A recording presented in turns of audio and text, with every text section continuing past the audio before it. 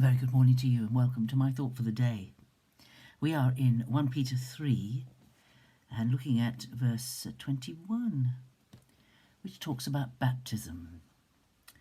Baptism is a very important thing. Jesus was baptized and all his disciples were baptized and all the new believers, when the day of Pentecost came, were all baptized. It's not necessary for salvation. It's not that important, because obviously the thief on the cross wasn't able to be baptized. And there's no evidence that Jesus baptized people throughout his ministry. He did at the beginning of his ministry, but there's no evidence that he regularly went to the Jordan and baptized people. Baptism is a symbol. This verse says, baptism, which corresponds to this, that is, to the ministry of Jesus, now saves you, not as a removal of dirt from the body, but as an appeal to God for a clear conscience through the resurrection of Jesus Christ. We are not saved by being baptized. We don't have to be baptized. I know there are churches that teach that and that's one of the reasons why babies are baptized very soon after their birth, especially if they are sick babies. And it has become a tradition in some churches to do that. But baptism, really, in the days of the early church, was simply an outward evidence of a change of direction, change of life.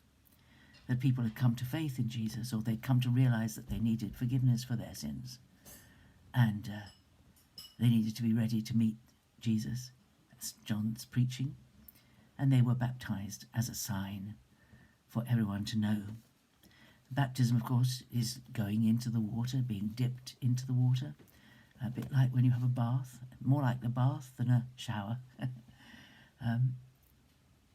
Of course, there is that analogy that you go into the water of baptism with your old sins on your body.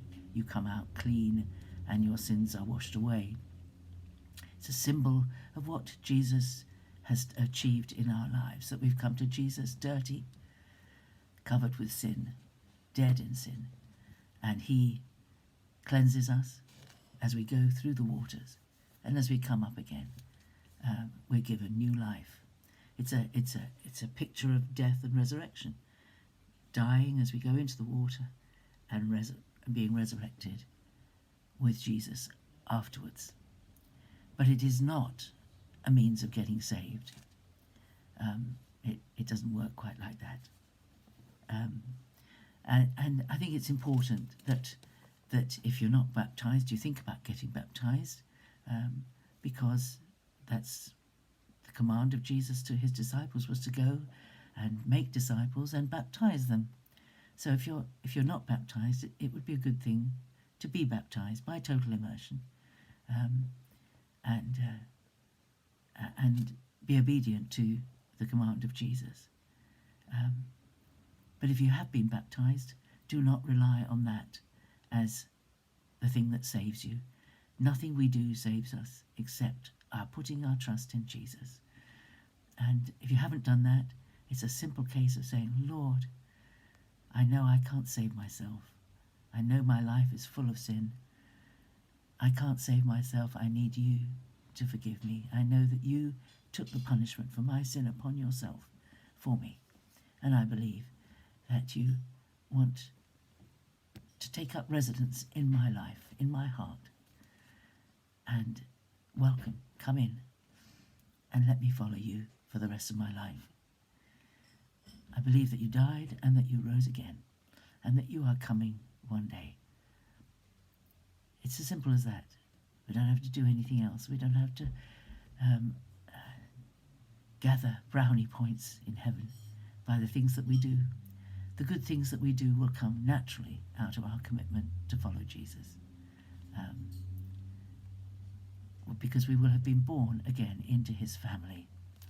And just like the Jewish boys were circumcised when they were very small, that was the sign that they'd entered the family.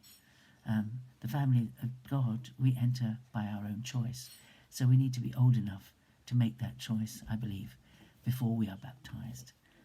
Because other people can't choose for us. We have to choose for ourselves to follow Jesus.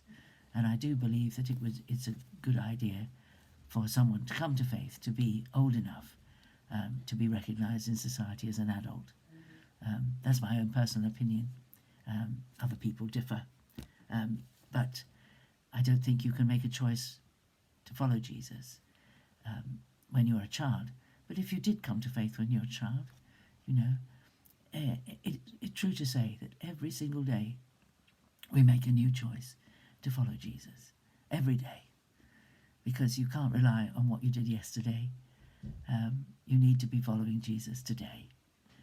And baptism turns a page, as it were, or opens a new book, or starts a new life, whichever analogy you would like to make. It is a new thing when you're baptized. And baptism gives you the opportunity to tell friends and family that you are going to be baptized and why, and it becomes a testimony to the goodness of God and to the saving grace of Jesus. So it's important to think about baptism, and Peter, of course, mentions it there. Have a great day. God bless you. Look forward to seeing you tomorrow. Bye-bye.